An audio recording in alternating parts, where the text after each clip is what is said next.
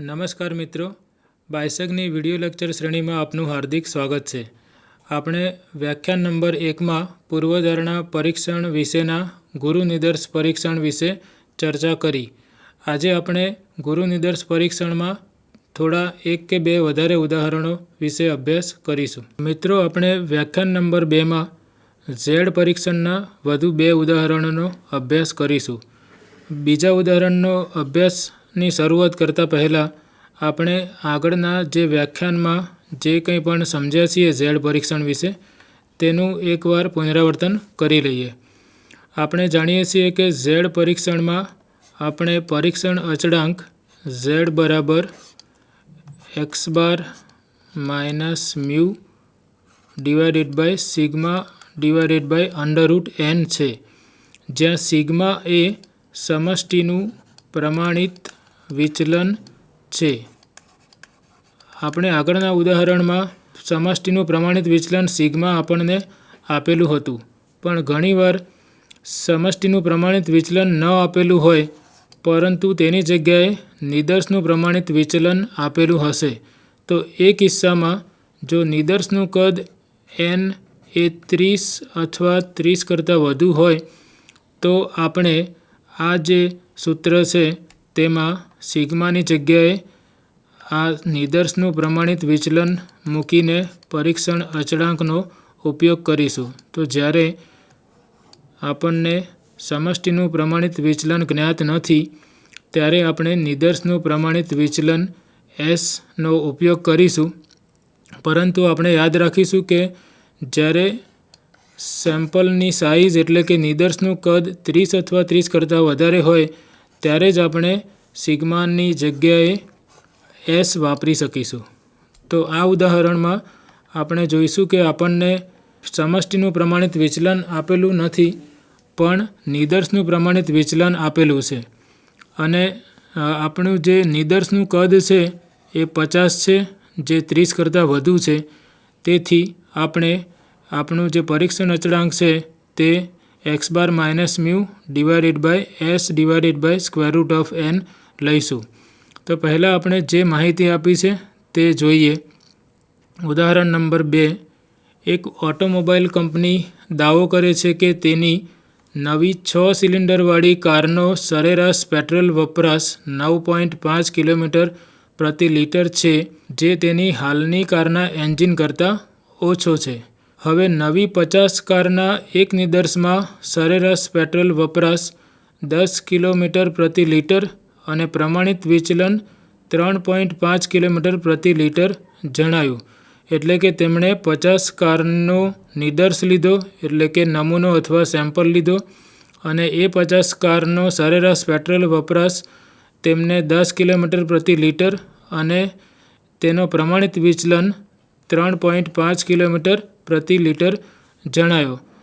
તો શું આ માહિતી પરથી આપણે કંપનીની નવી કાર માટેના દાવાનું 5% સાર્થકતાની કક્ષાએ પરીક્ષણ કરવાનું છે? તો પહેલાં આપણે જોઈએ કે કંપનીનો દાવો શું છે. કંપનીનો દાવો છે કે તેની નવી 6 સિલિન્ડરવાળી કારનો સરેરાશ પેટ્રોલ વપરાશ 9.5 કિલોમીટર પ્રતિ લિટર છે. તો અહીં સમષ્ટિ એટલે કે પોપ્યુલેશન એ આપણી જેટલી નવા સિલિન્ડરવાળી જેટલી કાર છે તે બધી જ કારનો ગણ એ આપણી સમષ્ટિ થશે. આ ઉદાહરણમાં જેટલી પણ નવા 6 સિલિન્ડરવાળી નવી કાર છે એ બધી જ કારનો જે ગણ છે તેને આપણે સમષ્ટિ તરીકે લઈશું અને આ સમષ્ટિમાંથી તેઓ 50 કારવાળું નિદર્શ પસંદ કરે છે. તો નિદર્શની માહિતી આપણને આપી છે. નિદર્શનું કદ છે 50 અને નિદર્શનું મધ્યક છે સરેરાશ પેટ્રોલ વપરાશ, જે નિદર્શનો મધ્યક છે 10 કિલોમીટર પ્રતિ લિટર અને નિદર્શનું પ્રમાણિત વિચલન છે 3.5 કિલોમીટર પ્રતિ લિટર. તો અહીં આપણે x બાર છે 10 કિલોમીટર પ્રતિ લિટર અને નિદર્શનું પ્રમાણિત વિચલન આપેલું છે 3.5 કિલોમીટર પ્રતિ લિટર. હવે કંપનીનો દાવો છે કે તેની નવી 6 સિલિન્ડરવાળી કારનો સરેરાશ પેટ્રોલ વપરાશ 9.5 કિલોમીટર પ્રતિ લિટર છે. એટલે કે સમષ્ટિનો મધ્યક 9.5 કિલોમીટર પ્રતિ લીટર છે અને તેનું આપણે 5% સાર્થકતાની કક્ષાએ પરીક્ષણ કરવાનું છે. તો અહીં સાર્થકતાની કક્ષા 5% છે એટલે કે આલ્ફા બરાબર 0.05 છે. હવે સૌપ્રથમ આપણે શૂન્ય પરિકલ્પના લખીએ. તો આપણે જાણીએ છીએ કે શૂન્ય પરિકલ્પનામાં આપણે ઇક્વાલિટીવાળી એટલે કે બરાબરવાળી નિશાનીવાળું વિધાન લઈશું. અહીં કંપનીનો સરેરાશ પેટ્રોલ વપરાશ 9.5 કિલોમીટર પ્રતિ લીટર છે તેનું આપણે પરીક્ષણ કરવાનું છે. તો આપણી શૂન્ય પરિકલ્પના થશે સમષ્ટિ મધ્યક એ 9.5 કિલોમીટર પ્રતિ લીટર છે અને આપણી વૈકલ્પિક પૂર્વધારણા આ પૂર્વધારણાનું નેગેટિવ વિધાન એટલે કે સમષ્ટિનો મધ્યક 9.5 કિલોમીટર પ્રતિ લીટર નથી તે આપણી વૈકલ્પિક પૂર્વધારણા આ ઉદાહરણ માટે થશે. અને આપણે અહીં જોઈ શકીએ છીએ કે સરેરાશ પેટ્રોલ વપરાશ 9.5 કિલોમીટર પ્રતિ લીટર નથી. તેનો અર્થ એ થાય કે સરેરાશ પેટ્રોલ વપરાશ 9.5 કિલોમીટર પ્રતિ લીટર કરતાં ઓછો અથવા વધુ હોઈ શકે. એટલે કે અહીં વૈકલ્પિક પૂર્વધારણા દ્વિપુચ્છ પરીક્ષણનો આપણને આભાસ કરાવે છે. એટલે આ જે પરીક્ષણ છે એ દ્વિપુચ્છ પરીક્ષણ અથવા અંગ્રેજીમાં ટુ-ટેલ્ડ ટેસ્ટ છે. વૈકલ્પિક પૂર્વધારણા પરથી આપણે જે હાઇપોથેસિસ ટેસ્ટ એટલે કે પૂર્વધારણા પરીક્ષણ દ્વિપુચ્છ છે કે એકપુચ્છ છે તેનો ખ્યાલ મેળવીશું. હવે સાર્થકતાની કક્ષા પણ આપણને આપેલી છે 5% છે એટલે કે આલ્ફા બરાબર 0.05 લેવાનું છે. પછી આપણને જે નિદર્શની માહિતી આપી છે તે છે નિદર્શનું કદ આપેલું છે 50. જે 50 કારનું જે સમૂહ છે તેમાં સરેરાશ પેટ્રોલ વપરાશ પણ આપેલી છે તે છે 10 કિલોમીટર પ્રતિ લીટર અને નિદર્શનું પ્રમાણિત વિચલન છે 3.5. એટલે એક્સ બાર આપણને આપેલું છે 10 અને નિદર્શનું પ્રમાણિત વિચલન છે 3.5. તો આ જે માહિતી છે એ સેમ્પલની માહિતી એટલે કે નિદર્શની માહિતી છે અને આ માહિતી પરથી 5% સાર્થકતાની કક્ષાએ આપણે આ જે શૂન્ય પૂર્વધારણા અથવા શૂન્ય પરિકલ્પના છે તેનું પરીક્ષણ કરવાનું છે. એટલે કે આપણો નિર્ણય એવો હશે કે શૂન્ય પૂર્વધારણાનો અસ્વીકાર કરવો કે આપણે શૂન્ય પૂર્વધારણાનો અસ્વીકાર કરવામાં નિષ્ફળ જઈએ છીએ તે આપણે નક્કી કરવાનું છે. હવે અહીં આ જે નિદર્શનું કદ છે એ 30 કરતાં વધુ છે. તેથી આપણું જે આ પરીક્ષણ છે એ ગુરુ નિદર્શ પરીક્ષણ થશે એટલે કે લાર્જ સેમ્પલ ટેસ્ટ થશે. અને આપણે આગળના વ્યાખ્યાનમાં જોયું હતું એમ જ્યારે પણ લાર્જ સેમ્પલ ટેસ્ટ હોય ત્યારે આપણે પરીક્ષણ અચળાંક જે હશે તેનું વિતરણ સ્ટાન્ડર્ડ નોર્મલ ડિસ્ટ્રીબ્યુશન એટલે કે પ્રમાણિત સામાન્ય વિતરણ થશે. અને પરીક્ષણ અચળાંકની કિંમત શોધવા માટે આપણું જે સૂત્ર છે તે z બરાબર x બાર માઇનસ મ્યુ. અને અહીં આપણને સમષ્ટિનો પ્રમાણિત વિચલન આપેલો નથી એટલે આપણે નિદર્શના પ્રમાણિત વિચલનનો ઉપયોગ કરીશું. તો આ જે સૂત્ર છે તેને આપણે પરીક્ષણ અચળાંક અથવા ટેસ્ટ સ્ટેટિસ્ટિક અંગ્રેજીમાં ટેસ્ટ સ્ટેટિસ્ટિક્સ કહીએ છીએ. તો આ આપણે દરેક પરીક્ષણ માટે યાદ રાખવાનું છે અને ગુરુ નિદર્શ પરીક્ષણ માટે આપણે આ યાદ રાખીશું. હવે પછીના સ્ટેપમાં આપણે આ જે નિદર્શ પરથી જે આપણી પાસે માહિતી છે તે બધી આપણે અહીં આ સૂત્રમાં મૂકીને આ ઝેડની કિંમત અથવા મૂલ્ય મેળવીશું. તો એક્સ બારની કિંમત છે 10. આપણે સમષ્ટિનો મધ્યક આ જે શૂન્ય પરિકલ્પના સાચી છે તેવું લીધેલ છે તેથી આપણે મ્યુ બરાબર 9.5 મૂકીશું. તો અહીં આપણે મ્યુ બરાબર 9.5 અને નિદર્શનું પ્રમાણિત વિચલન 3.5 છે. તો એસ એ 3.5 છે અને વર્ગમૂળમાં એન એટલે નિદર્શનું કદ છે 50. અને હવે આપણે આ કેલ્ક્યુલેટરનો ઉપયોગ કરીને આને આપણે 2 દશાંશ સ્થળ સુધી આની કિંમત મેળવીએ તો તે આપણને 1.01 મળે છે. તો આ થયું આપણું પરીક્ષણ અચળાંકનું મૂલ્ય. હવે આ પગથિયું પૂર્ણ કર્યા પછી આપણે કટોકટીનો પ્રદેશ એટલે કે રિજેક્શન રિજિયન નક્કી કરવાનો છે. તે માટે આપણે જે લેવલ ઓફ સિગ્નિફિકન્સ એટલે કે આલ્ફા શું છે તે આપણે જોઈએ. આલ્ફા આપણું 5% એટલે કે 0.05 છે અને આપણી વૈકલ્પિક પૂર્વધારણાનો પ્રકાર દ્વિપુચ્છ છે એટલે કે ટુ ટેલ્ડ છે. એટલા માટે આપણે આ જે આલ્ફા છે તેને 2 સરખા ભાગમાં વહેંચવું પડશે એટલે કે આલ્ફા બાય 2 જે 0.025 થશે. જ્યારે પણ આપણી પાસે દ્વિપુચ્છ પરીક્ષણ હશે ત્યારે આપણે આલ્ફાને 2 સરખા ભાગમાં વહેંચી લઈશું. હવે આલ્ફાને 2 સરખા ભાગમાં વહેંચીએ અને આપણે કટોકટીના પ્રદેશનું મૂલ્ય નક્કી કરીએ તો આપણને ખબર છે કે આપણું પરીક્ષણ અચળાંક છે જે ઝેડ એ પ્રમાણિત સામાન્ય વિતરણને અનુસરે છે અને તેનો ગ્રાફ આ પ્રકારનો સિમેટ્રિક ગ્રાફ મળે છે જેને આપણે બેલ શેપ કર્વ કહીએ છીએ. અને આપણને ખબર છે કે અહીં ઝેડની કિંમત સેન્ટરમાં 0 થાય છે.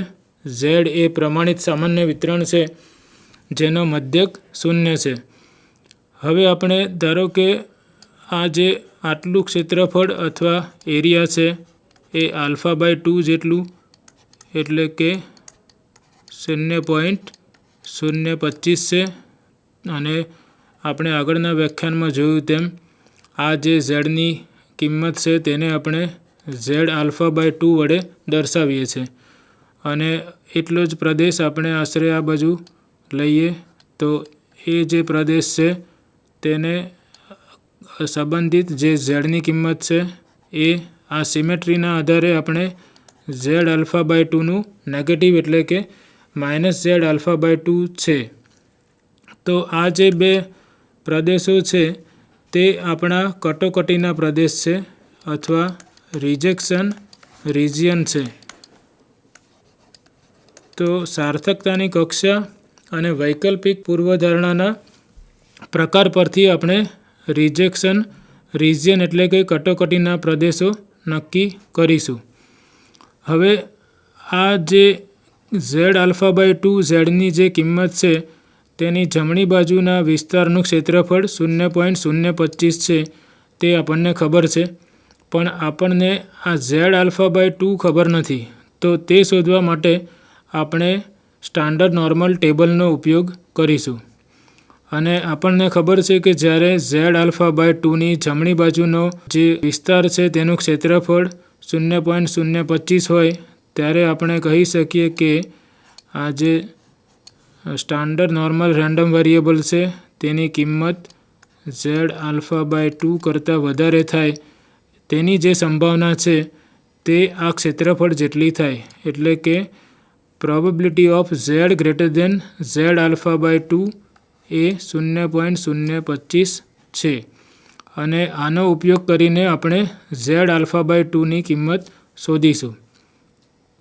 હવે આપણે જાણીએ છીએ કે આ જે ઘટના છે Z greater than Z alpha by 2 તેની પૂરક ઘટના છે Z less than or equal to Z alpha by 2. તેથી આ 2 ઘટનાઓની સંભાવનાનો સરવાળો 1 થાય. માટે આ જે ઘટના છે તેને 1 ઓછા આ ઘટનાની સંભાવનાના સ્વરૂપે લખી શકાય. તો આપણે આની જગ્યાએ 1 ઓછા probability of Z less than or equal to Z alpha by 2 મૂકી શકીએ જે 0.025 થશે.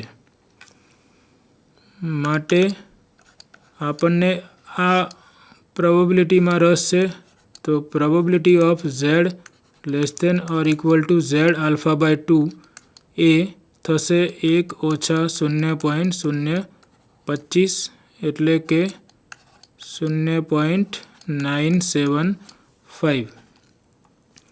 હવે આપણે ટેબલનો ઉપયોગ કરીને ઝેડ આલ્ફા બાય 2 શું લઈએ તો આ જે સંભાવના છે એ 0.975 થાય તે શોધવાનું છે.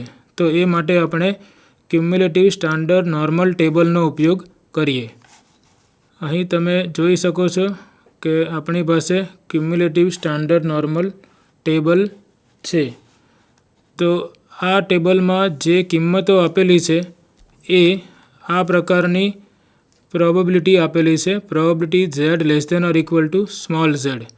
તો આપણે આ ટેબલમાંથી 0.975 આપણે શોધી કાઢવાનું છે ટ્રાયલ એન્ડ એરર, અને તેને સંબંધિત ઝેડની કિંમત એ ઝેડ આલ્ફા બાય 2 થશે. તો ટ્રાયલ એન્ડ એરર આપણે આ ટેબલ પર નજર કરીએ તો 0.975 આપણે અહીં જોઈ શકીએ છીએ. આ જે કિંમત છે તે 0.975 છે. તો આપણે આ જે કિંમત છે તે જે હારમાં છે તે હાર અને તેને અનુરૂપ ઝેડની કિંમત, અને આ જે કિંમત છે તેને અનુરૂપ જે સ્તંભ એટલે કે કોલમ છે તેને અનુરૂપ ઝેડની કિંમતોનો સરવાળો કરીશું. તો અહીં આપણી પાસે 1.9 છે અને અહીં 0.06 છે. જે બેનો સરવાળો કરતાં આપણને 1.96 મળશે. તો જો હું ઝેડ 1.96 લઉં તો આ જે છે probability of Z less than or equal to 1.96 એ 0.975 જેટલું થાય. એટલે આપણે ઝેડ આલ્ફા બાય 2 1.96 લઈશું. તો ટેબલ પરથી આપણે શોધ્યું કે ઝેડ આલ્ફા બાય 2 એ 1.96 જેટલું થશે. અને અહીં આપણે ઝેડ આલ્ફા બાય 2 બરાબર 1.96 લખી શકીશું. અને સિમેટ્રીના કારણે આ જે કિંમત છે એ 1.96ની નેગેટિવ એટલે કે -1.96 થશે. તો આ જે 1.96ની જમણી બાજુનો પ્રદેશ અને -1.96ની ડાબી બાજુનો પ્રદેશ જે છે તે આપણા કટોકટીના પ્રદેશો છે. અને જો આપણા પરીક્ષણ અચળાંકની કિંમત આ બે પ્રદેશોમાં આવતી હોય તો આપણે શૂન્ય પરિકલ્પનાનો અસ્વીકાર કરીશું. અને જો આ બે કિંમતોની વચ્ચે પરીક્ષણ અચળાંકની કિંમત આવતી હોય એટલે કે આ અંતરાલમાં, તો આપણે શૂન્ય પરિકલ્પનાનો અસ્વીકાર કરવામાં નિષ્ફળ જઈશું. હવે આપણી પાસે ઝેડની કિંમત 1.01 છે એટલે કે પરીક્ષણ અચળાંકની કિંમત 1.01 આપેલી છે. આપણે શોધી છે આ જે નિદર્શની જે માહિતી છે તેના પરથી પરીક્ષણ અચળાંકની કિંમત 1.01 છે. અને 1.01 એ આપણે આશરે કહી શકીએ કે એ આ જે 1.96 છે તેનાથી ઓછી છે, એટલે આ અંતરાલમાં અહીં ક્યાંક હોઈ શકે. એટલે કે પરીક્ષણ અચળાંકનું જે મૂલ્ય છે તે કટોકટીના પ્રદેશમાં નથી આવતું, અથવા પરીક્ષણ અચળાંકનું જે મૂલ્ય છે એ આ બે ક્રિટિકલ વેલ્યુની વચ્ચે આવે છે. તો એનો અર્થ એ થાય કે આપણે શૂન્ય પરિકલ્પનાનો અસ્વીકાર કરવામાં નિષ્ફળ જઈએ છીએ. અહીં આપણે લખી શકીએ કે -Z alpha by 2 less than Z alpha by 2 માટે H0નો અસ્વીકાર કરવામાં આપણે નિષ્ફળ જઈએ છીએ, અથવા H0નો અસ્વીકાર કરવામાં આપણને નિષ્ફળતા મળે છે. તો આ રીતે આપણે ગુરુ નિદર્શ પરીક્ષણમાં જ્યારે સમષ્ટિનું પ્રમાણિત વિચલન જ્ઞાન ન હોય ત્યારે નિદર્શના પ્રમાણિત વિચલન એસનો ઉપયોગ કરીને આપણે જે નિર્ણય છે કે આપણે શૂન્ય પૂર્વધારણાનો અસ્વીકાર કરવો કે શૂન્ય પૂર્વધારણાનો અસ્વીકાર કરવામાં નિષ્ફળ જઈએ છીએ તે આપણે નક્કી કરી શકીએ. અહીં શૂન્ય પૂર્વધારણા આપણી એ હતી કે સરેરાશ પેટ્રોલ વપરાશ 9.5 કિલોમીટર પ્રતિ લિટર છે, જેને સાચી માનીને આપણે તેનું પરીક્ષણ કર્યું અને આપણે જે નિર્ણય પર પહોંચ્યા તે એ છે કે આપણે આ જે શૂન્ય પરિકલ્પનાને સાચી માની છે તેનો અસ્વીકાર કરવામાં આપણે નિષ્ફળ જઈએ છીએ. એને અંગ્રેજીમાં આપણે કહીશું કે we fail to reject null hypothesis.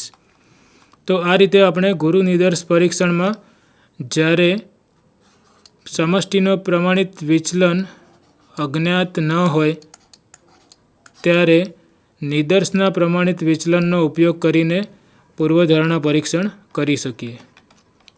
તો આ એક ઉદાહરણ થયું અને અત્યાર સુધી આપણે જે બે ઉદાહરણો લીધા એ બંને ઉદાહરણમાં આપણી પાસે જે વૈકલ્પિક પૂર્વધારણા છે તે દ્વિપુચ્છ પૂર્વધારણા છે. એટલે આ પ્રકારના જે પરીક્ષણો છે તેને આપણે ટુ ટેલ્ડ ટેસ્ટ અથવા દ્વિપુચ્છ પરીક્ષણો કહીશું.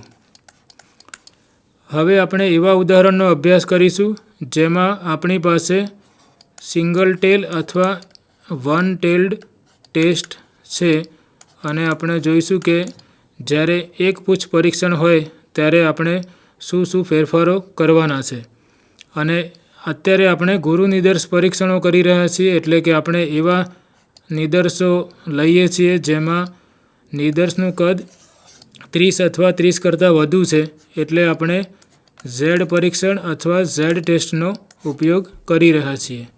તો હવે આપણે એના પછીના ઉદાહરણ પર જઈએ. ઉદાહરણ નંબર 3. તો અહીં આપણને આપેલું છે કે એક સ્ટેનોગ્રાફર દાવો કરે છે કે તે 1 મિનિટમાં સરેરાશ 120 શબ્દો ટાઈપ કરી શકે છે. હવે આ જે દાવો છે તે સાચો છે કે ખોટો તેના માટે તેમણે 100 ટ્રાયલના આધારે તેની ઝડપ શોધી છે જે 116 શબ્દ પ્રતિ મિનિટ છે અને નિદર્શનું પ્રમાણિત વિચલન 15 શબ્દ પ્રતિ મિનિટ છે.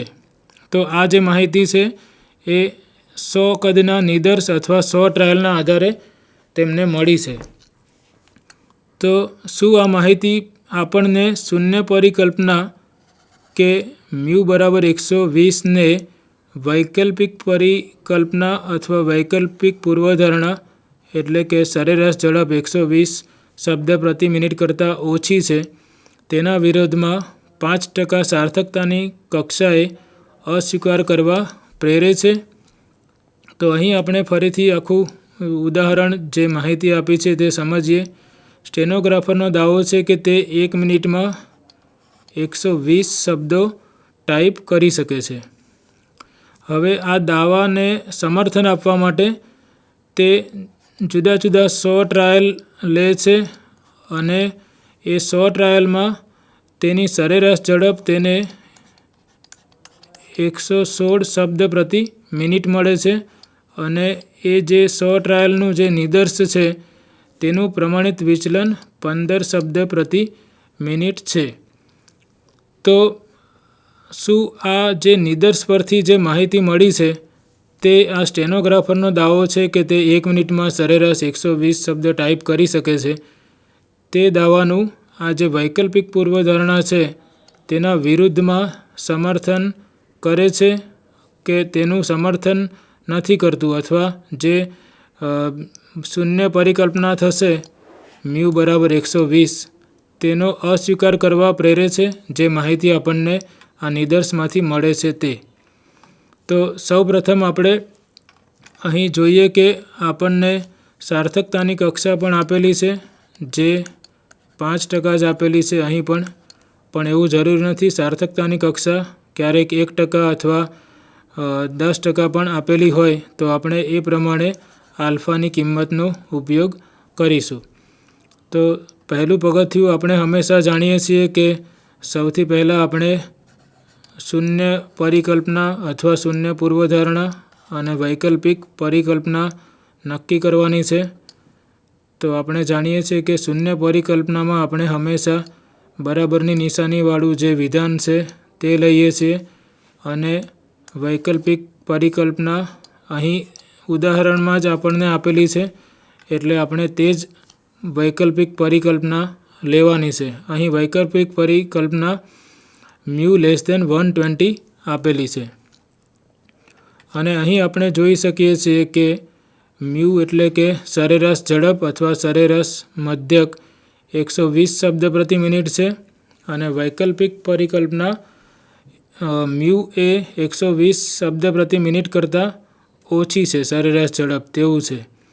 એટલે અહીં μ<120નો મિનિંગ એવો થાય કે મ્યુની કિંમત 120 કરતાં ઓછી હોઈ શકે. એટલે કે આપણી પાસે એક પુચ્છ પરીક્ષણ અથવા વન ટેલ્ડ ટેસ્ટ આપણને આપેલો છે અને જે સાર્થકતાની કક્ષા છે તે આપણને આપી છે 0.05 5% આપેલી છે એટલે આલ્ફા બરાબર આપણે 0.05 લઈશું. આ જે નિદર્શની જે માહિતી છે તેમાં તેની સરેરાશ ઝડપ છે 116 શબ્દ પ્રતિ મિનિટ અને જે પ્રમાણિત વિચલન છે એ 15 આપેલું છે અને નિદર્શનું કદ આપેલું છે 100. આના પછીનું જે પગથિયું છે તેમાં આપણે પરીક્ષણ અચળાંક શોધવાનો છે અને અહીં નિદર્શનું કદ 30 કરતાં વધારે છે, 100 આપેલું છે જે 30 કરતાં વધારે છે એટલે આપણું જે સૂત્ર થશે પરીક્ષણ અચળાંકનું તે થશે x બાર ઓછા mu divided by s divided by √n. અને હવે આપણે જે નિદર્શ પરથી જે આ કિંમતો છે તેનો આપણે અહીં ઉપયોગ કરીએ તો મ્યુ બરાબર આપણે શૂન્ય પરિકલ્પના સાચી માનીને ચાલીએ છીએ એટલે મ્યુ બરાબર 120 લઈશું. એસની કિંમત 15 છે અને √n એટલે કે વર્ગમૂળમાં 100 જે થશે 10. અને આપણે આ ગણતરી કરીએ તો આપણને પરીક્ષણ અચળાંકનું મૂલ્ય -2.67 મળે છે. તો આ થઈ આપણી પરીક્ષણ અચળાંકની કિંમત. તો અહીં આપણે હવે આ જે પૂર્વધારણા પરીક્ષણના તબક્કાઓ છે તેનાથી માહિતગાર થતા જઈએ છે. હવે આપણને થોડું ઇઝી પણ લાગતું હશે. સૌથી પહેલાં આપણે શૂન્ય અને વૈકલ્પિક પૂર્વધારણા નક્કી કરીએ છીએ, પછી સાર્થકતાની કક્ષા જે આપી હોય એ લખીએ છીએ, જે નિદર્શ પરથી જે માહિતી છે તે લખીએ છીએ અને આ જે એનની કિંમત 30 કરતાં મોટી હોય ત્યારે પરીક્ષણ અચળાંકનું આ સૂત્ર લખીએ છીએ અને અહીં સિગ્મા આપણને જ્ઞાત નથી એટલે આપણે સિગ્માની જગ્યાએ એસનો ઉપયોગ કરીએ છીએ. આના પછીના સ્ટેપમાં આપણે નક્કી કરવાનો છે કટોકટીનો પ્રદેશ. પણ અહીં આપણે ધ્યાન રાખીશું કે આપણી વૈકલ્પિક પૂર્વધારણા છે તે હવે એક પુચ્છ પૂર્વધારણા છે એટલે આપણે ધ્યાન રાખવાનું છે કે વૈકલ્પિક પૂર્વધારણા એક પુચ્છ છે એટલા માટે જે આપણને સાર્થકતાની કક્ષા આપી છે આલ્ફા તે આપણે જમણી બાજુ લેવી કે ડાબી બાજુ. તો જ્યારે પણ આ જે વૈકલ્પિક પૂર્વધારણા છે તેમાં લેસધનની નિશાની હોય ત્યારે આપણે ડાબી બાજુનો કટોકટીનો પ્રદેશ લેવાનો છે અને જ્યારે આપણને મ્યુ ગ્રેટર ધેનના સ્વરૂપમાં વૈકલ્પિક પૂર્વધારણા આપેલી હોય ત્યારે આપણે જમણી બાજુનો કટોકટીનો પ્રદેશ લેવાનો છે. એટલે આ આપણે ક્યારે લઈશું? આલ્ફા બરાબર 0.05 આપણે જ્યારે આ પ્રકારની વૈકલ્પિક પૂર્વધારણા હોય ગ્રેટર ધેન ટાઈપ ત્યારે આપણે આ પ્રકારનો ઝેડ આલ્ફાની જમણી બાજુનો કટોકટીનો પ્રદેશ લઈશું. પણ જ્યારે આપણને લેસ ધેન પ્રકારની વૈકલ્પિક પૂર્વધારણા આપી હોય ત્યારે આપણને ખબર છે કે આ સિમેટ્રિક ગ્રાફ છે, એટલે આ ઝેડ આલ્ફા હોય તો માઇનસ ઝેડ આલ્ફા આ થાય, એટલે આપણે આ પ્રદેશને કટોકટીનો પ્રદેશ તરીકે લેવાનો છે. એટલે અહીં આપણે કટોકટીનો પ્રદેશ જે છે તે આલ્ફા અને તે 0.05 લઈશું. આપણે આ બાજુનો પ્રદેશ કટોકટીનો પ્રદેશ લેવાનો નથી, પણ આપણે અહીં આ સમજણ કેળવવા માટે કે આ વક્ર સિમેટ્રિક છે, એટલે આ મૂલ્ય ઝેડ આલ્ફા હોય તો આ મૂલ્ય માઇનસ ઝેડ આલ્ફા થાય. અને આ માઇનસ ઝેડ આલ્ફાની કિંમત શોધવા માટે આપણે આ બાજુનું એરિયા અને આ બાજુનો એરિયા સરખો છે તેનો ઉપયોગ કરીશું. આ જે કટોકટીનો પ્રદેશ છે એ માઇનસ ઝેડ આલ્ફાની ડાબી બાજુનો પ્રદેશ છે, એટલે એ જે પ્રદેશનું જે ક્ષેત્રફળ છે 0.05 એ Z less than minus Z આલ્ફાની સંભાવના જેટલું થશે. અને આ પણ ક્ષેત્રફળ 0.05 છે જે ઝેડ ગ્રેટર ધેન ઝેડ આલ્ફાની સંભાવના જેટલું થશે. એટલે આપણને ખબર છે કે આ બંને સંભાવના સરખી છે, કારણ કે આપણને ખબર છે કે આ જે વક્ર છે એ સિમેટ્રિક વક્ર છે, કારણ કે આપણે પ્રમાણિત સામાન્ય વિતરણનો ઉપયોગ કરી રહ્યા છીએ.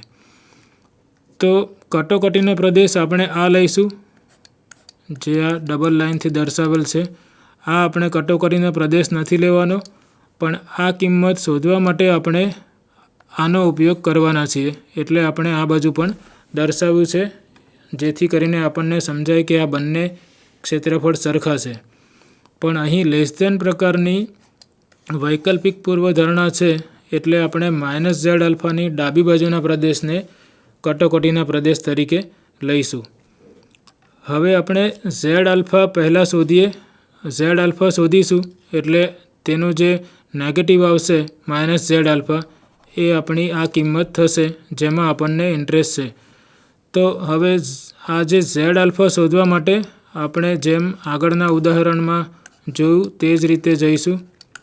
આપણને ખબર છે કે આ જે સંભાવના છે એ 0.05 છે, માટે આ જે સંભાવના છે તેને હું 1 ઓછા આ જે ઇવેન્ટ છે તેની પૂરક ઇવેન્ટ એટલે કે Z less than or equal to Z આલ્ફાની સંભાવના તરીકે લખીશ અને 0.05. આ બે સંભાવનાનો સરવાળો 1 થાય, કારણ કે આ બે જે ઇવેન્ટ્સ છે અથવા ઘટનાઓ છે તે એકબીજાની પૂરક ઘટનાઓ છે. માટે આ જે છે probability Z less than or equal to Z alpha એ થશે 1 ઓછા 0.05. માટે આ જે Z less than or equal to Z alpha થશે 0.95. હવે આપણે સ્ટાન્ડર્ડ નોર્મલ ટેબલનો ઉપયોગ કરીને ઝેડ આલ્ફાની એવી કિંમત શોધવાની છે કે જેથી આ જે સંભાવના છે probability Z less than or equal to Z alpha એ 0.95 જેટલી થાય. અને શા માટે આપણે આ સ્વરૂપમાં જ રૂપાંતર કરીએ છીએ? કારણ કે આપણી પાસે જે સ્ટાન્ડર્ડ નોર્મલ ટેબલ આપેલા છે તેમાં આપણને આ પ્રકારનું આપેલું છે, આપણને આ પ્રકારની કિંમતો આપેલી છે. ઝેડની કોઈ કિંમત છે તો તેના કરતાં ઝેડની વેલ્યુ ઓછી હોય આ પ્રકારની સંભાવનાઓનું ટેબલ આપણને આપેલું છે. એટલા માટે આપણે આ જે સંભાવના છે probability of Z greater than Z alpha તેને આપણે આ રીતે આ સ્વરૂપમાં રૂપાંતર કરીએ છીએ, જેથી કરીને આપણે સ્ટાન્ડર્ડ નોર્મલ ટેબલનો ઉપયોગ કરી શકીએ. હવે આપણે ટેબલનો ઉપયોગ કરીને ઝેડ આલ્ફા શોધવાનો પ્રયત્ન કરીએ. ટેબલમાં આપણે 0.95ની કિંમત કઈ બાજુ છે અથવા ઝેડની કઈ કિંમતને સંબંધિત છે તે શોધવાનો પ્રયત્ન કરીશું. તો હવે આગળના ઉદાહરણમાં આપણને 0.975માં રસ હતો. અહીં આપણે 0.95 ક્યાં આવશે તે શોધવાનું છે. તો અહીં આપણે જોઈ શકીએ છીએ કે આ જે કિંમત છે તે 0.9495 છે અને આ કિંમત છે 0.9505. એટલે કે બંને કિંમતો 0.95ની નજીક છે. અને જ્યારે બે કિંમતો કોઈ કિંમતની નજીક હોય તો આપણે જે કિંમત શોધવાની છે તેમાંથી આ બે કિંમતોનો તફાવત શોધીને કઈ કિંમત વધારે નજીક છે તે શોધીશું. તો અહીં આપણે 0.95માંથી 0.95 અને 0.9505નો તફાવત લઈએ અને 0.95 અને 0.9495નો તફાવત લઈએ તો બંને તફાવત સરખા મળે છે. તો આવું જ્યારે થાય ત્યારે આપણે આ જે બંને કિંમતો છે તેને સંબંધિત જે ઝેડની કિંમતો છે તેની સરેરાશ લઈશું જે આપણી રિક્વાયર્ડ કિંમત હશે. તો હવે આપણે આ જે કિંમતો જે રોમાં છે અથવા જે હારમાં છે તે ઝેડની કઈ કિંમતને અનુરૂપ છે તે શોધીએ. તો અહીં 1.6 છે અને આ જે છે આ કોલમ એ 0.04ને સંબંધિત છે. આ જે કોલમ છે એ 0.05ને સંબંધિત છે. એટલે અહીં 1.6 વત્તા 0.04 એટલે કે 1.64. ઝેડની એક કિંમત થશે 1.64 અને બીજી કિંમત 1.6 વત્તા 0.05 એટલે 1.65 થશે. તો આ બેની જે સરેરાશ આવશે તે આપણી ઝેડની કિંમત આવશે જેમાં આપણને રસ છે. તો આ બંનેની સરેરાશ લેતા આપણને 1.645 મળે છે જે આપણી ઝેડ આલ્ફાની કિંમત છે. એકવાર ફરીથી અહીંયા આપણે ચર્ચા કરી લઈએ. આપણને 0.95ની કિંમતમાં રસ છે પણ અહીં આપણે જોયું કે 0.9505 અને 0.9495 બંનેનો તફાવત 0.95થી લઈએ તો સરખો મળે છે. તો જ્યારે આવું થતું હોય ત્યારે જે બે કિંમતોને સંબંધિત ઝેડની બે કિંમતો મળે છે તેની આપણે સરેરાશ લઈશું અને એ સરેરાશને આપણે ઉપયોગમાં લઈશું. તો આપણે ટેબલ પરથી શોધ્યું કે ઝેડ આલ્ફા બરાબર 1.64 વત્તા 1.65 ભાગ્યા 2 અને આલ્ફા આપણું છે 0.05. તો આ રીતે પણ લખી શકીશું એટલે કે 1.645. એટલે આ જે કિંમત છે ઝેડ આલ્ફા એ 1.645 છે. પણ આપણને આ કિંમતમાં રસ નથી, આપણને આ કિંમતમાં રસ છે અને આ વક્ર સિમેટ્રિક છે એટલે આ કિંમત થશે -1.645 અને કટોકટીનો પ્રદેશ છે એ આ -1.645ની ડાબી બાજુનો પ્રદેશ કટોકટીનો પ્રદેશ છે. તો આપણી પરીક્ષણ અચળાંકની કિંમત આ કટોકટીના પ્રદેશમાં આવશે તો આપણે શૂન્ય પરિકલ્પનાનો અસ્વીકાર કરીશું અને જો નહીં આવે તો શૂન્ય પરિકલ્પનાનો અસ્વીકાર કરવામાં નિષ્ફળ જઈશું. તો હવે આપણે શૂન્ય પરિકલ્પના છે -2.67 અને આ જે કિંમત છે એ -1.645 છે. એટલે આ જે આપણું પરીક્ષણ અચળાંક છે -2.67 અને આપણે જોઈ શકીએ છીએ કે આ જે કિંમત છે -1.645 આ આપણી ક્રિટિકલ વેલ્યુ ઝેડ આલ્ફા છે. આ આપણી ઝેડની કિંમત છે. -2.67 એટલે અહીંયા ક્યાંક હોઈ શકે. એટલે કે પરીક્ષણ અચળાંકની જે શોધેલી કિંમત છે નિદર્શની માહિતી પરથી તે કટોકટીના પ્રદેશમાં આવે છે અને જ્યારે પરીક્ષણ અચળાંકની કિંમત કટોકટીના પ્રદેશમાં આવે ત્યારે આપણે શૂન્ય પરિકલ્પનાને નકારી કાઢીએ છીએ અથવા તેનો અસ્વીકાર કરીએ છીએ. એટલે અહીં આપણે લખીશું કે -2.67 એ -1.645 એટલે કે ઝેડ જે છે એ માઇનસ ઝેડ આલ્ફા કરતાં ઓછું છે, માટે આપણે એચ નોટનો અસ્વીકાર કરીએ છીએ અથવા આપણે એચ નોટને રિજેક્ટ કરીએ છીએ, અસ્વીકારીએ છીએ તેમ પણ લખી શકાશે. આપણે શૂન્ય પરિકલ્પનાને અસ્વીકારીએ છીએ. તો જ્યારે આપણે શૂન્ય પરિકલ્પનાને અસ્વીકારીએ છીએ ત્યારે આપણું જે નિદર્શનના જે પુરાવા છે તે આપણને વૈકલ્પિક પરિકલ્પનાનું સમર્થન કરવા પ્રેરે છે. તો અહીં આપણો જે પ્રશ્ન છે કે શું આ માહિતી આપણને શૂન્ય પરિકલ્પનાને વૈકલ્પિક પરિકલ્પનાના વિરોધમાં 5% સાર્થકતાની કક્ષાએ અસ્વીકાર કરવા પ્રેરે છે? તો આપણો જવાબ આવશે હા. જે માહિતી છે આપણને શૂન્ય પરિકલ્પનાને 5% સાર્થકતાની કક્ષાએ અસ્વીકાર કરવા પ્રેરે છે. તો આ રીતે આપણે ગુરુ નિદર્શ પરીક્ષણમાં ઝેડ ટેસ્ટ વાપરી શકીશું. અને ગુરુ નિદર્શ પરીક્ષણ એટલે જ્યારે એનનું મૂલ્ય 30 અથવા 30 કરતાં વધુ હોય ત્યારે. એમાં આપણે જોયું કે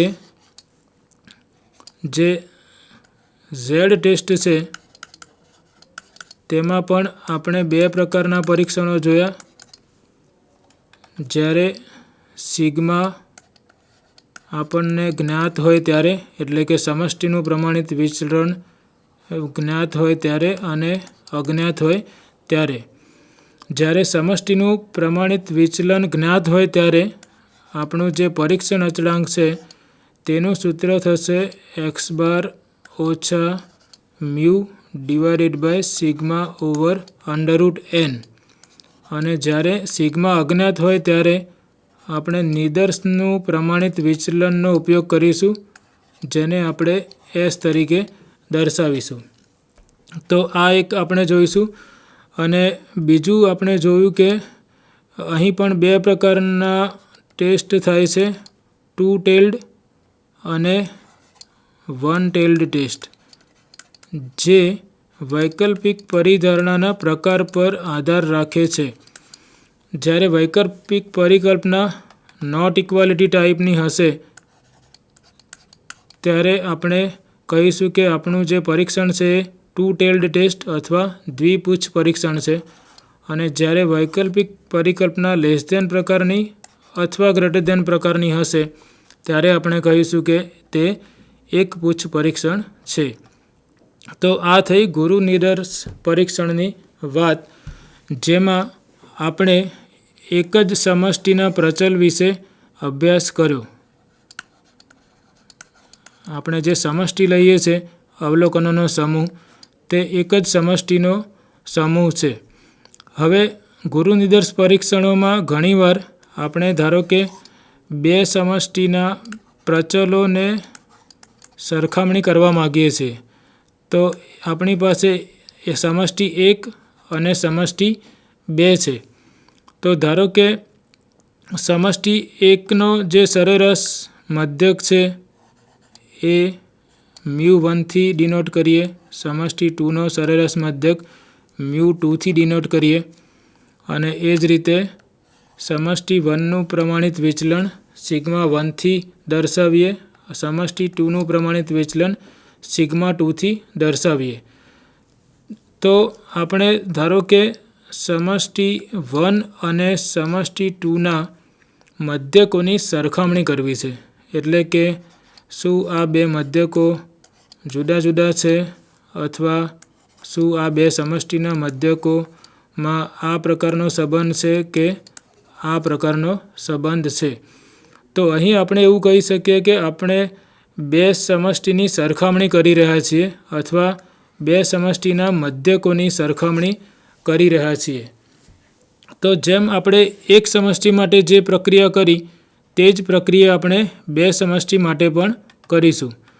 તો આગળના ઉદાહરણોમાં આપણે એક જ સમષ્ટિ લીધી છે અને એક સમષ્ટિ માટે આપણે શું કરતા હતા કે આપણે જે પણ લક્ષણનો અભ્યાસ કરવા માગીએ છીએ તેને અનુરૂપ સમષ્ટિમાંથી નિદર્શ લઈએ અને નિદર્શની માહિતી પરથી આપણે નક્કી કરીએ કે શૂન્ય પરિકલ્પનાનો અસ્વીકાર કરવો કે અસ્વીકાર ન કરવો.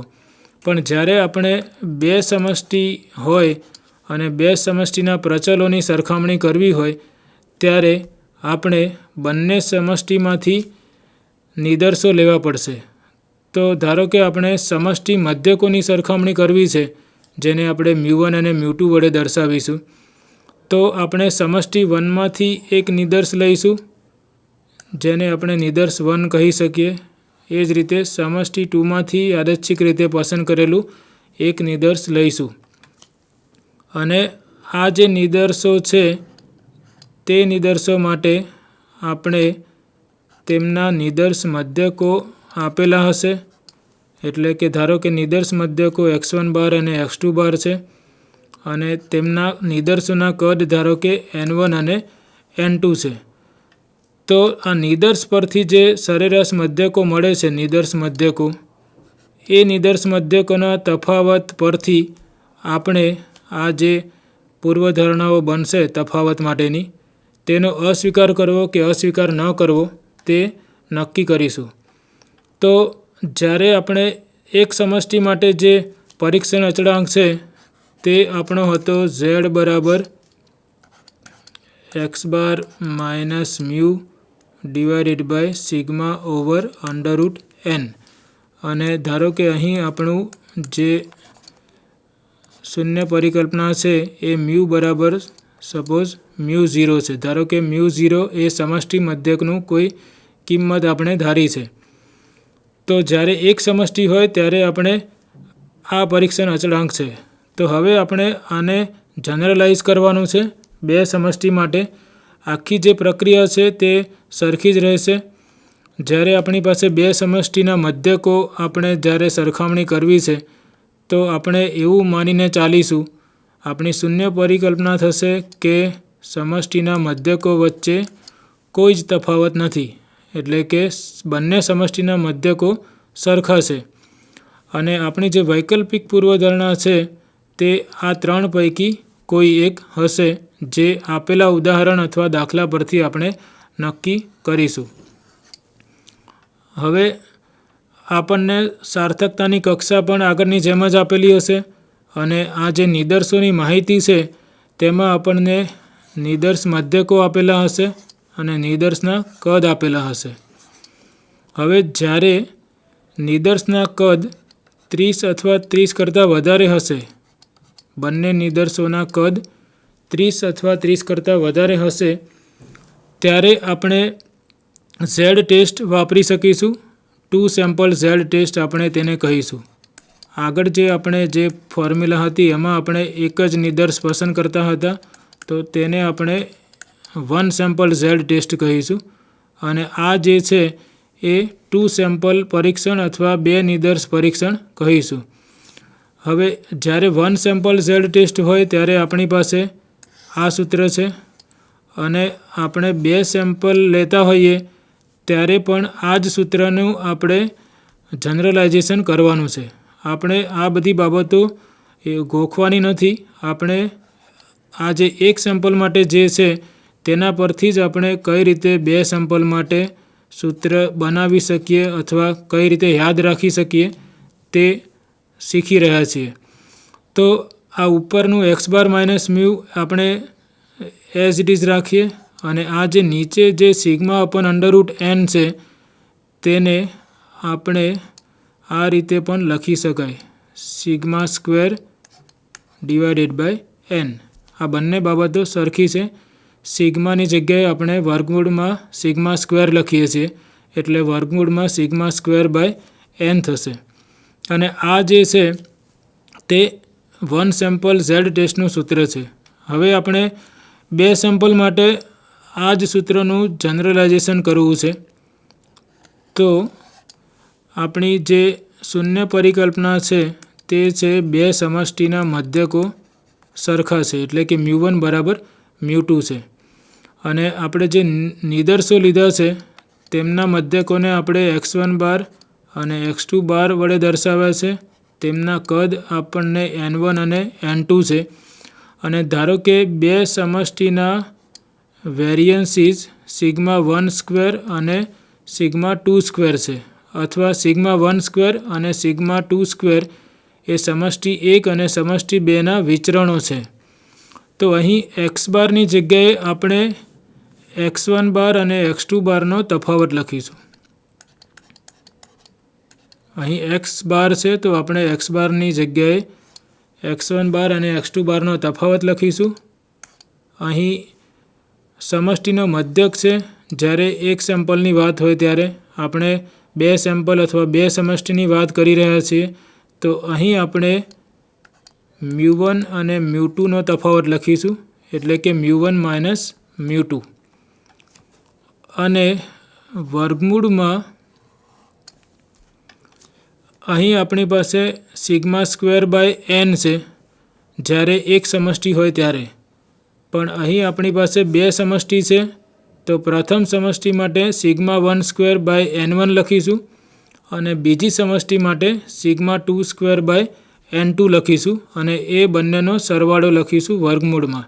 એટલે હું અહીં સિગ્મા 1 સ્ક્વેર ભાગ્યા n1 લખીશ અને સિગ્મા 2 સ્ક્વેર ભાગ્યા n2 લખીશ. તો આ જે છે એ 2 સેમ્પલ ઝેડ ટેસ્ટ માટેનું પરીક્ષણ અચળાંકનું સૂત્ર થયું. અને આપણે પૂર્વધારણા પરીક્ષણમાં હંમેશા આ જે શૂન્ય પરિકલ્પના છે તે સાચી માનીને ચાલીએ છીએ. એટલે શૂન્ય પરિકલ્પના μ1 બરાબર μ2 હોય તો આ જે કિંમત છે એ 0 થશે. એટલે આપણે પરીક્ષણ અચળાંકમાં x1 બાર x2 બાર અને આ જે કિંમતો છે 4 તે મૂકીશું એટલે ઝેડની કિંમત મળશે. હવે જ્યારે સિગ્મા અજ્ઞાત હોય ત્યારે શું કરવું? તો આગળના ઉદાહરણોમાં એક સમષ્ટિ માટે આપણે જ્યારે સિગ્મા અજ્ઞાત હોય પણ સમષ્ટિનું કદ 30 કરતાં વધુ હોય તો આપણે સિગ્માની જગ્યાએ નિદર્શનો વિચરણનો ઉપયોગ કર્યો હતો. તો જ્યારે સિગ્મા અજ્ઞાત હોય અને આપણી પાસે નિદર્શના વિચરણો આપેલા હોય તો અહીં સિગ્મા 1 સ્ક્વેર અને સિગ્મા 2 સ્ક્વેરની જગ્યાએ આપણે s1 square divided by n1 s2 square divided by n2 લખીશું અને આ આપણું એઝ ઇટ ઇઝ રહેશે. x1 bar minus x2 bar minus μ1 minus μ2. તો આ જે પરીક્ષણ અચળાંક છે તે આપણે જ્યારે સિગ્મા સ્ક્વેરની વેલ્યુ બંને સમષ્ટિ માટે અજ્ઞાત હોય અને નિદર્શોના કદ 30 અથવા 30 કરતાં વધુ હોય ત્યારે આપણે આનો ઉપયોગ કરી શકીશું. અને જ્યારે આપણને સિગ્મા 1 સ્ક્વેર અને સિગ્મા 2 સ્ક્વેરની કિંમત આપેલી છે ત્યારે આપણે આ સૂત્રનો ઉપયોગ કરીશું. અને બાકીના બધા જ તબક્કાઓ જેમ આપણે 1 સેમ્પલ ઝેડ ટેસ્ટ માટે કર્યા તે જ રીતે 2 સેમ્પલ ઝેડ ટેસ્ટ માટે કરીશું. હવે જ્યારે નિદર્શનું કદ 30 કરતાં ઓછું હોય ત્યારે કઈ રીતે સમષ્ટિના મધ્યકનું પરીક્ષણ કરવું? તો તે માટે જ્યારે નિદર્શનું કદ 30 કરતાં ઓછું હોય ત્યારે જો આપણને જે સમષ્ટિ છે તે સમષ્ટિ સામાન્ય વિતરણને અનુસરતી હોય, જે સમષ્ટિનું વિતરણ છે તે સામાન્ય વિતરણ એટલે કે નોર્મલ ડિસ્ટ્રીબ્યુશન હોય તો આપણે જે પરીક્ષણ અચળાંક છે તે માટે ટી વિતરણ અથવા ટી ડિસ્ટ્રીબ્યુશનનો ઉપયોગ કરવાનો છે. ટી ડિસ્ટ્રીબ્યુશનનો ઉપયોગ કરતા હોય ત્યારે આપણે હંમેશા એવું અનુમાન કરીએ છીએ કે જે પોપ્યુલેશન છે એ નોર્મલ ડિસ્ટ્રીબ્યુશનને અનુસરે છે અથવા સમષ્ટિનું વિતરણ જે છે એ સામાન્ય વિતરણ છે. તો જ્યારે n<30 હોય ત્યારે જે પરીક્ષણ છે તેને આપણે લઘુ નિદર્શ પરીક્ષણ કહીશું અને લઘુ નિદર્શ પરીક્ષણ હશે ત્યારે આપણે ટી વિતરણનો ઉપયોગ કરીશું. હવે ટી વિતરણનું જે સૂત્ર છે એ આપણું જે ઝેડ ટેસ્ટ માટેનું સૂત્ર છે તેના જેવું જ છે X bar minus mu divided by S divided by under root N. પણ અહીં આપણે જે કટોકટીનો પ્રદેશ શોધવાનો છે તે માટે ટી ડિસ્ટ્રીબ્યુશન ટેબલનો ઉપયોગ કરવાનો છે, નહીં કે ઝેડ ડિસ્ટ્રીબ્યુશન ટેબલ. તો જેમ જેમ આપણે આગળ વધતા જઈશું તેમ આપણે આ જુદા જુદા પરીક્ષણ અચળાંકોથી માહિતગાર થતા જઈશું. તો મિત્રો, આપણે આજના વ્યાખ્યાનમાં ઝેડ ટેસ્ટના 2 ઉદાહરણો સમજ્યા અને આપણે જોયું કે ઝેડ ટેસ્ટને આપણે 2 સમષ્ટિના તફાવતો માટે કઈ રીતે ઉપયોગ કરી શકીએ. અને આપણે એ પણ જોયું કે જ્યારે લઘુ નિદર્શ પરીક્ષણ હોય ત્યારે આપણે ટી વિતરણનો ઉપયોગ કરવાનો છે. તો આવતા વ્યાખ્યાનમાં આપણે આ જે સૂત્રો આપણે સમજ્યા 2 સેમ્પલ ઝેડ ટેસ્ટ અને ટી વિતરણ માટેનું પરીક્ષણ અચળાંકનું સૂત્ર, તેનો ઉપયોગ કરીને તેને અનુરૂપ વધારે ઉદાહરણોનો અભ્યાસ કરીશું. તો આજનું આ વ્યાખ્યાન આપણે અહીં પૂર્ણ કરીએ છીએ. ધન્યવાદ. Thank you.